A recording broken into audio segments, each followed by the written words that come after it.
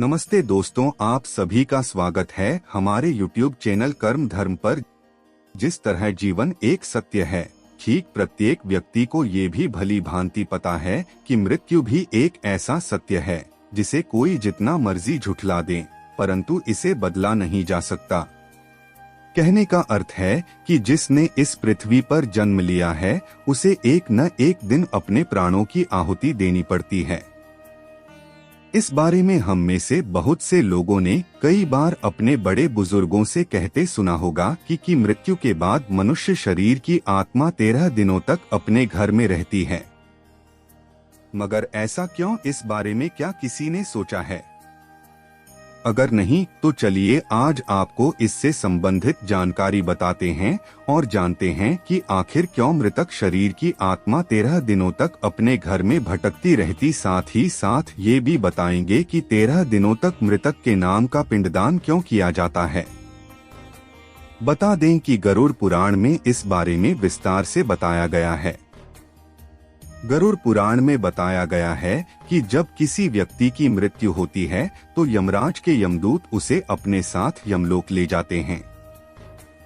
यहाँ उसके अच्छे और बुरे कर्मों का हिसाब होता है और फिर 24 घंटे के अंदर यमदूत उस प्राणी की आत्मा को वापस घर छोड़ जाते हैं।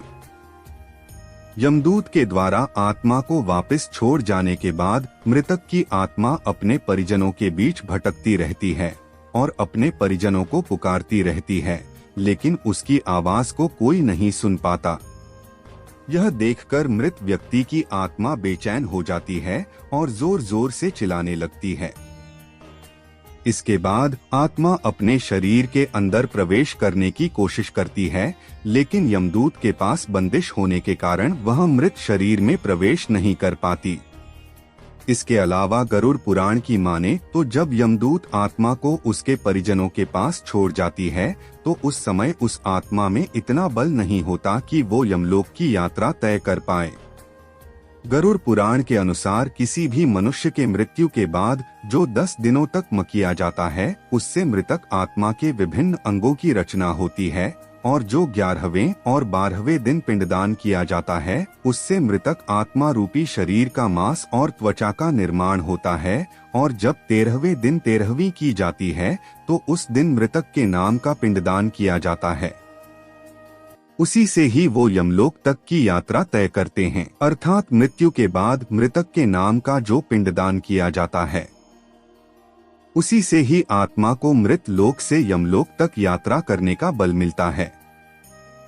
इसलिए ही गरुड़ पुराण में बताया गया है जब किसी मनुष्य की मृत्यु हो जाती है तो उसकी आत्मा 13 दिनों तक अपने परिजनों के पास घर में भटकती रहती है और उसके बाद आत्मा मृत लोक से यमलोक की ओर निकल पड़ती है, जिसे पूरा करने के लिए उसे 12 महीने यानी कि 1 साल का वक्त लगता है। इतना ही नहीं, मान्यता के अनुसार 13 दिनों तक मृतक के नाम का किया गया पिंडदान उसके 1 वर्ष के भोजन के समान होता है।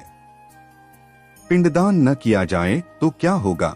इसके अलावा बता दें, अक्सर लोगों के मन में ये सवाल भी जरूर आता है कि अगर किसी मृत व्यक्ति के नाम का पिंडदान नहीं किया गया तो क्या होता है। तो दोस्तों आपको बता दें कि इसका भी वर्णन गरुड़ पुराण में किया गया है।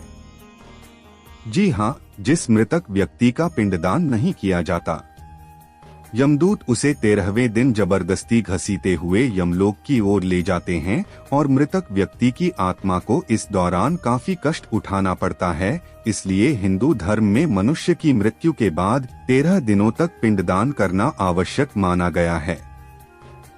इसके अलावा आपको बता दें कि 13वें दिन परिजनों के द्वारा मृतक व्यक्ति के नाम का जो भोज करवाया जाता है, अगर वह कर्ज लेकर किया जाए तो मृत व्यक्ति की आत्मा को शांति नहीं मिलती।